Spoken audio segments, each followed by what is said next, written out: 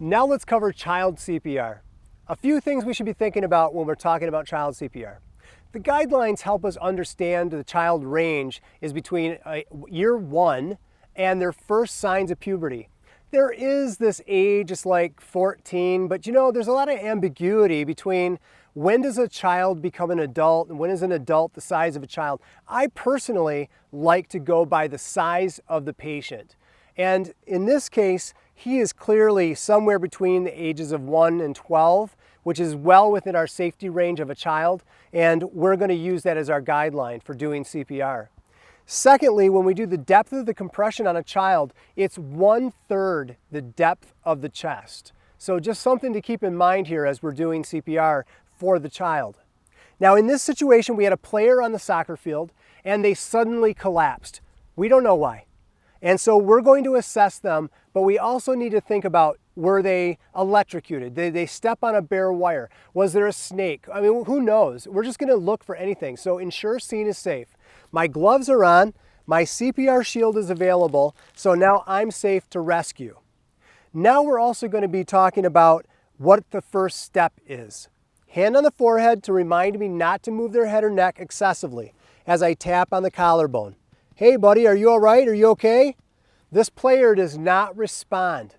Once there is no response to my taps and shouts and I notice that they are not breathing normally, it's automatically going to be a 911 call.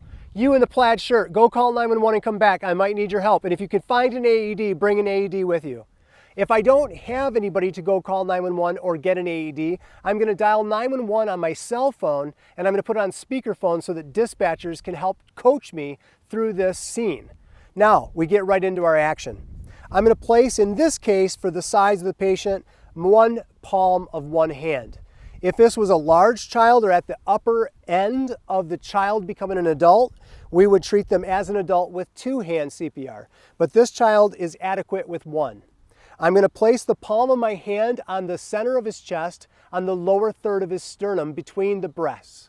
I'm now going to start my compressions to 1/3 the depth of the chest in depth and at a rate of between 100 and 120 times per minute. That's at least 2 a second.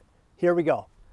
1 and 2 and 3 and 4 and 5 and 6 and 7 and 8 and 9 and 10, 11 and 12, 13, 14, 15, 16, 17, 18, 19, 20, 21, 22, 23, 24, 25, 26, 27, 28, 29, 30. I'm going to now give a head tilt chin lift, get my mask and shield with the one-way valve, pinch the nose, and open the mouth. I'm going to give my 2 rescue breaths. 2 rescue breaths go in, I go back into my compressions. 1 and 2 and 3 and 4 and 5, 26, 27, 28, 29, 30. I now give my 2 more rescue breaths, and I'm going to do this 30 compression to 2 rescue breaths until help arrives, EMS arrives, an AED arrives, or my patient actually revives, starts breathing and moving on their own.